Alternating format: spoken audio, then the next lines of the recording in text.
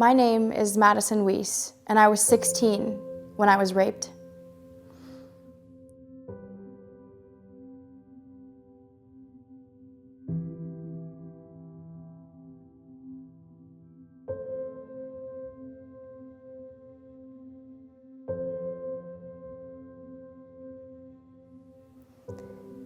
There's a certain point of consciousness where you're no longer asleep, but you aren't quite close to being awake yet.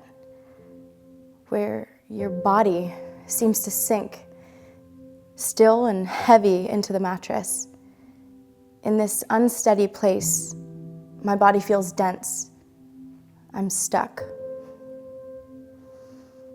A reddish hue pushes into my eyelids, and the light from a window pulls me just a little bit further out of sleep. I open my eyes slightly. The rays of sunlight rest on my face as they start to light up the room. I just lay awake, watching the dust settle along that billowing white down comforter. With my fingertips, I can feel a twisted sheet. I'm in a foreign bed.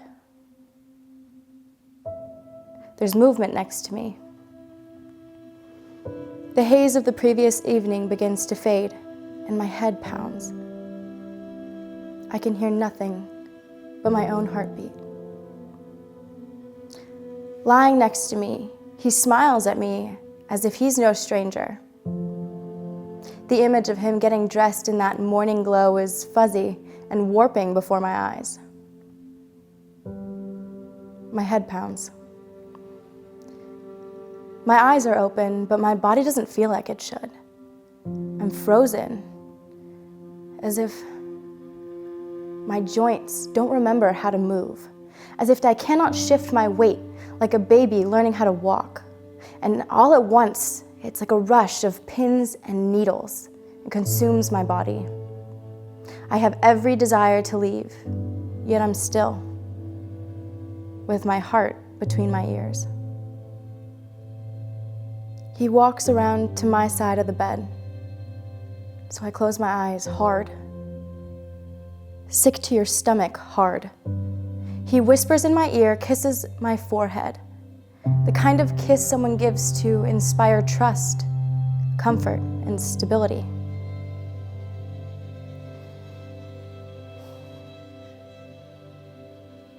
He leaves, and I look down, like a watercolor of rough brushstrokes. My blood is spread across this stranger's white down comforter. I fold the sheet over quickly to hide what had happened here. But what happened here? Did he see? Does he know? But no matter where I seem to fold that sheet, there's blood marks and handprints. A rush of fear and anxiety, embarrassment cloud my eyes, and I'm frozen once again. Usually when you wake from sleep, you still know yourself. You know what your body should feel like. I have to pee. My mind is aching still as I force my legs to swing over the side of the bed just to get up and pee, Madison. I roll the stained sheets aside, tucking them into the edge of the bed in hopes that no one will see or notice. So I walk towards the bathroom, avoiding all mirrors. With each new step, a pain follows, chasing out the last with a newer, sharper movement. I just have to pee. It's in my nature to cope, so that's what I do. My legs, my knees, my thighs, my groin, my hips, everything aches, and my breathing is slow. Not steady, but slow. I just have to pee. I keep telling myself, just get up and pee. I can't sit on the toilet. My legs are too bruised, it's too painful. So I hover, praying that everything still works properly. But a sharp pain consumes me and I'm cut everywhere. The stinging blazes through me while my thoughts lose track of themselves and my legs begin to shake. It happened. What happened? The stories you hear on the news or the ones you don't? No. Who's still here? Paralyzed by the fear that I'm going to screech out in pain, I'd abandon the whole bathroom situation altogether. Find my clothes, I just need to find my clothes, find my phone, find my clothes, do something. I put on what I have, the dress from last night, and all at once I am hyper aware of how tight it is. It starts to press my thighs together, forces me to reopen every cut with each step. I clench my teeth. Get out. Text someone, call someone. Who? Do something. Madison, do something. My best friend, well, she's in the other room. She's asleep in the other room. My cousin, she'll get me home. My cuts burn and the ache shifts up and down as I walk. Get her and go, just get her and go, leaving behind all of the evidence, the bloodied handprints that cover this stranger's bedroom, the scratch marks, the blood dripping down my legs, the embarrassment, the shame, the confusion, the haze, and the morning glow. I leave in silence. I return home in silence. I shower in silence, still unable to pee. My cousin drives away and comes back with plan B, damage control. But what happened? My name is Madison Weiss, and I was 16 when I was raped. It was a Saturday night, and there was a house party, and my friends and I were just going to have a good time. And I didn't know the host, but we knew his parents were out of town, and as most high schoolers do, we took advantage of that fact. There were probably 50 or 60 of us scattered throughout every room of the house, some friends and some strangers. I was always the responsible kid. You know, my parents and teachers knew me as a well-rounded student. My mom and I had a great relationship, so she trusted me when I would ask to go out. And I drank in high school, enough to know my limits, but I rarely smoked weed, I guess, at the same time. But this night was an exception. The combination of the two had me disoriented, to say the least. I was, to put it frankly, fucked up. A lot of kids were older than me, and as the baby of the group, I guess I just felt the need to prove myself. Little did I know, I was sedating myself, beyond control. Trust is a funny thing. I don't think you realize how powerful it is until it's taken from you. So, unknowingly, I gave it away.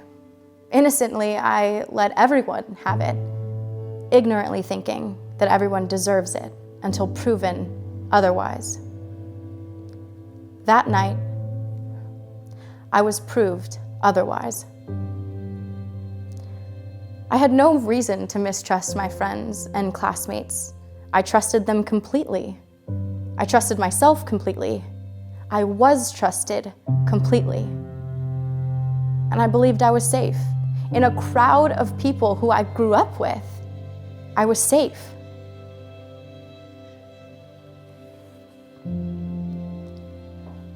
It's been 5 years since that night. My story, my truth, has never been shared, never been written down, and never been told. Until now.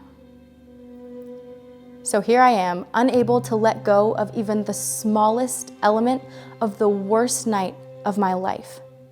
Like a book I'm forced to reread, or a horror movie I can't turn off.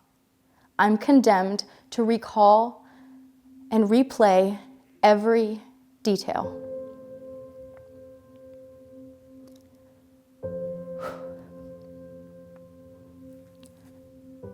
I was trying to get away when he jammed his fingers into me and dug his thumb into my pelvic bone, dragging me across the bed as I clawed for escape. The sheets sliding under my fingers, and when I finally got a grip of the edge of the bed to pull myself away, I felt his cold, bony fingers wrap around my ankle, and he yanked me back towards him. Confusion and pain.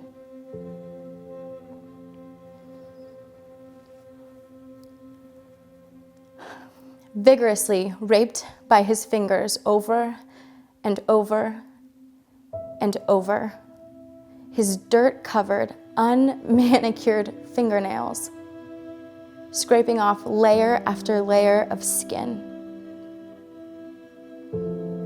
As I started to bleed, it started to burn.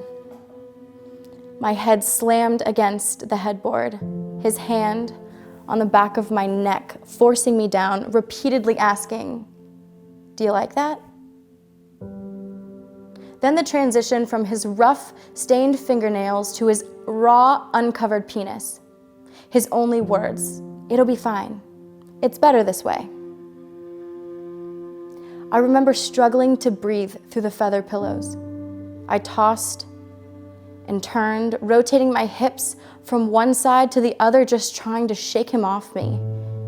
You know those dreams? The scariest ones. The ones where you scream and nothing comes out. That was my reality.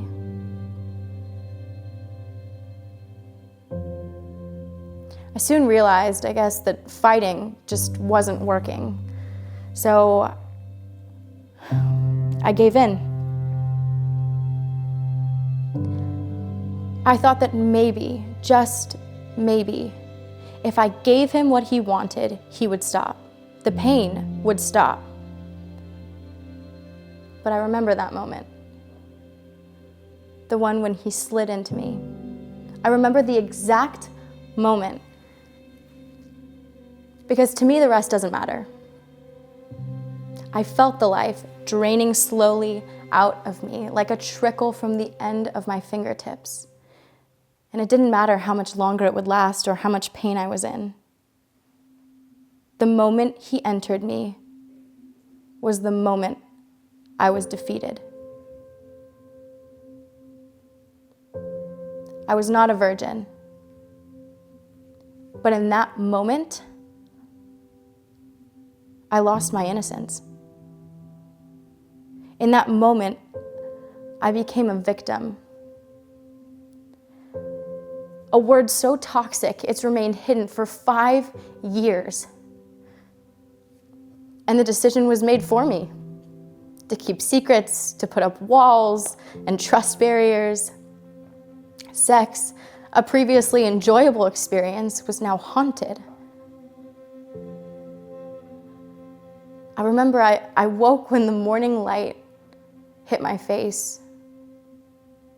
My vagina was pulsing, echoing, mimicking the rhythm of my heartbeat.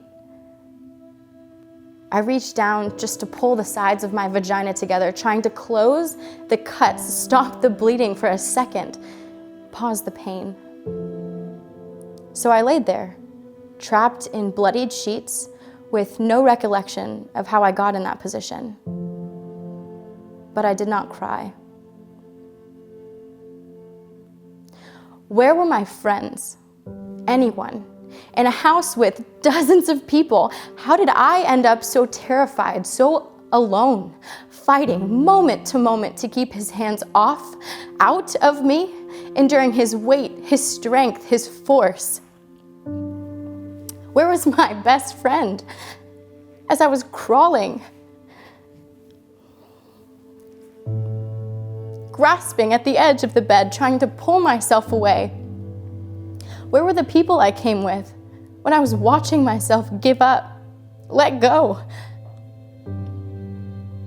It was like looking through the window of some exhibit in an out-of-body experience.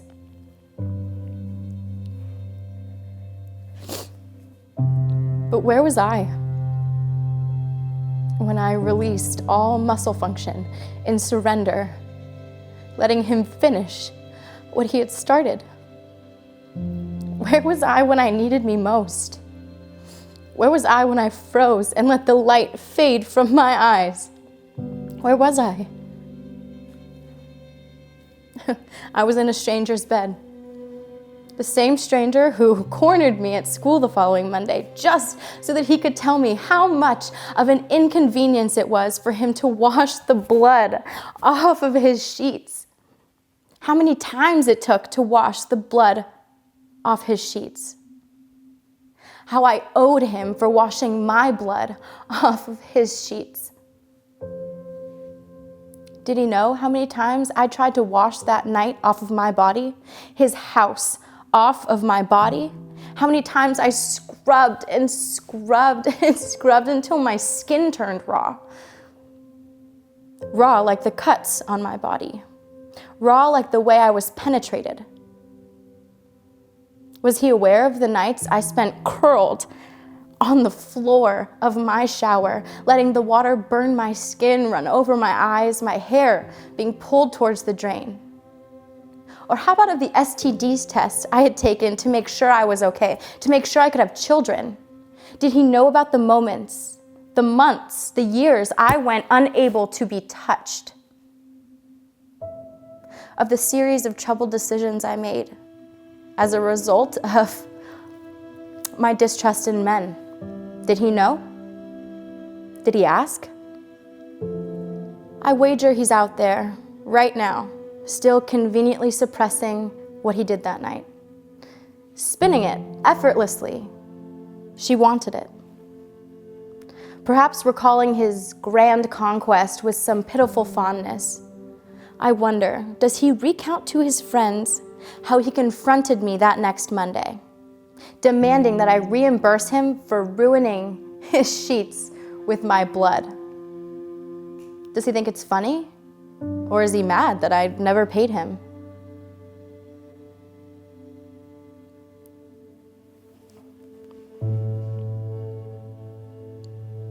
He shattered my innocence, my peace of mind, a piece of my mind.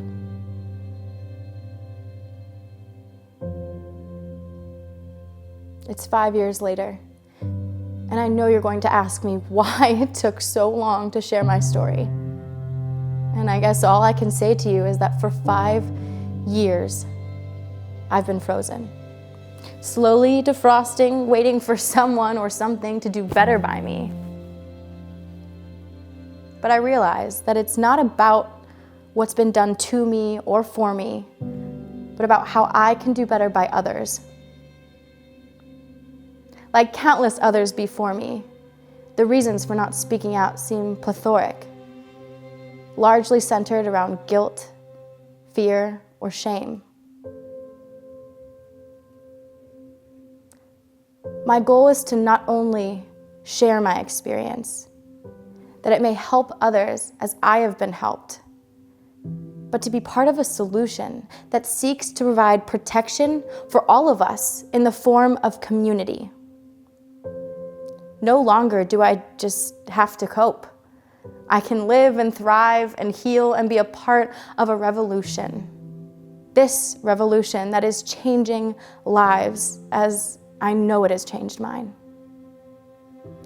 This community has inspired me to share, no matter how my story may be received or how I will be judged, because if my story can change one, help one, inspire just one, I will have done right by that Saturday night.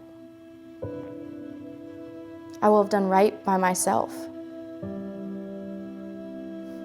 And I'm no longer frozen. My name is Madison Weiss, and I stand as a survivor, a storyteller, and as a proud member of the Ulzi community.